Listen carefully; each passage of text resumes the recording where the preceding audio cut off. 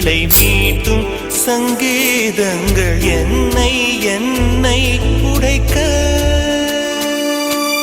கண்களை திறந்து கொண்டு நான் கனவுகள் காணுகிறேன். கண்களை மூடிக்கொண்டு நான் காட்சிகள் தேடுகிறேன். உன் பொன்விரல் தொடுகையிலே நான் பூவாய் மாறுகிறேன். பூமியில் நாம் வாழும் காலம் தோறும் உண்மையில் என் ஜீவன் உன்னை சேரும்.